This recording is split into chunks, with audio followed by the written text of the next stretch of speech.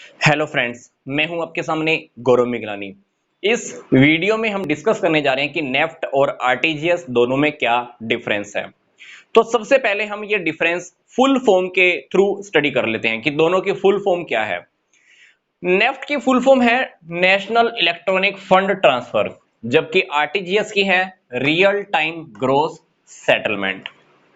Difference number 2 कहता है कि नेफ्ट में हमने जो मनी ट्रांसफर करनी होती है उसकी कोई लिमिट नहीं है, जबकि आरटीजीएस में आपको जो फंड या मनी ट्रांसफर करनी है मिनिमम लिमिट उसकी 2 लाख तो होनी चाहिए। मतलब कम से कम 2 लाख का अमाउंट आपका आरटीजीएस में ट्रांसफर होगा। 2 लाख से कम है तो आप नेफ्ट की सर्विस ले सकते हो, आरटीजीएस की सर्विस नहीं ले सकते, क्योंकि आरटीजीएस के लिए कम से कम 2 लाख अमाउंट होना जरूरी है।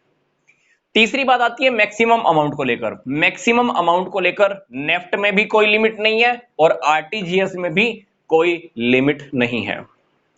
नेफ्ट कहां पर सुटेबल है? जहां पर आपको स्मॉल मनी ट्रांसफर करानी है, छोटे छोटे पैसे आपको ट्रांसफर कराने होते हैं, वहां पर नेफ्ट ज्यादा अच्छा है। आरटीजीएस में लार्ज मनी ट्रांसफर, बहुत बड़ा पैसा, बहुत बड़ा अमाउंट ऐसा है जो आपको फंड की फॉर्म में ट्रांसफर करना है, मनी ट्रांसफर करनी है, तो आरटीजीएस वहां पे आपको सूट करेगा। फिर बात आती है कि नेफ्ट की जो सेटलमेंट होती है वो बैचेस के अंदर होती है। दिन में 11 बैच बनते हैं मंडे टू फ्राइडे, जबकि सैटरडे को 5 बैचेस बनते हैं। बैचेस के अंदर ही नेफ्ट की सेटलमेंट की जाती है।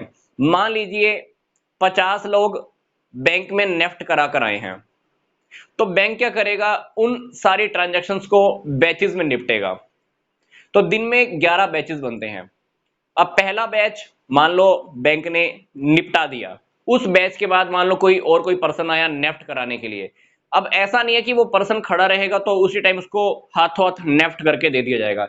बैंक की जो नेक्स्ट टाइमिंग होगी बैच को निपटने की, नेफ्ट को सेटल करने की, उसी बैच में ही उस पर्सन का काम होगा। वो पर्सन हालांकि नेफ्ट कराने के बाद घर जा सकता है, पर वो सेटल डाउन कैसे होगा? नेक्स्ट बैच में।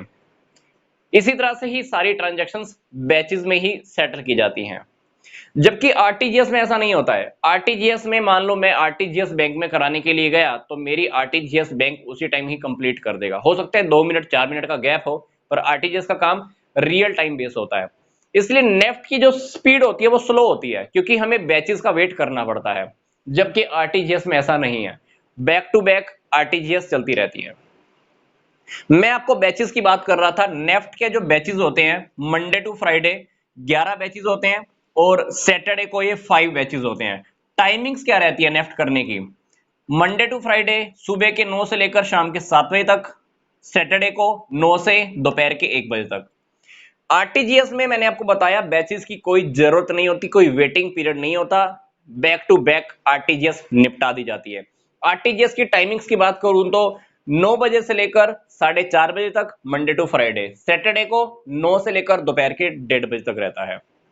फिर हमारी बात आती है कि नेफ्ट में चार्जेस कितने लगते हैं। अगर आप ट्रांजैक्शन 1 लाख तक करवाने के लिए गए हो, 1 लाख तक की ट्रांजैक्शन के लिए, तो 5 रुपए प्लस सर्विस टैक्स।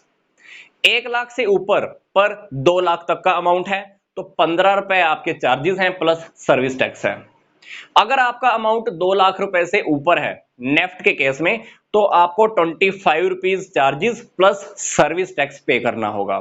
बात आती है कि आरटीजीएस में कितना चार्जेस लगता है। आरटीजीएस के charges bank to bank vary करता है, मतलब किसी बैंक में ज्यादा है तो हो सकता है किसी बैंक में आरटीजीएस के चार्जेस कम भी हों। सबसे इंपॉर्टेंट बात हमको ध्यान रखनी है, आप अगर किसी बैंक से नेफ्ट कराना चाहते हो तो उस बैंक में नेफ्ट की सर्विस इनेबल होनी चाहिए। प्लस आप जहां जिस अकाउंट के अंदर पैसा ट्रांसफर करना चाहते हो तो उस ब्रांच में भी, उस बैंक में भी नेफ्ट की सर्विस एक्टिवेट होनी चाहिए। आरटीजीएस की सर्विस सारे ब्रांचेस में एक्टिवेट नहीं रहती है। सीबीएस ब्रांचेस के अंदर आरटीजीएस की सर्विस का आप बेनिफिट ले सकते हो।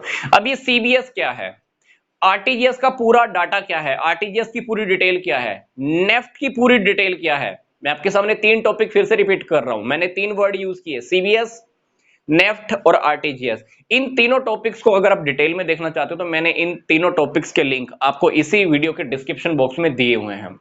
ये तीनों टॉपिक अगर आप देख लोगे तो ये डिफरेंस समझना आपके लिए और भी ज्यादा इजी हो जाएगा। तो मिलते हैं अब हम नेक्स्ट वीडियो में। यहां तक का वीडियो देखने के लिए आपका धन्यवाद।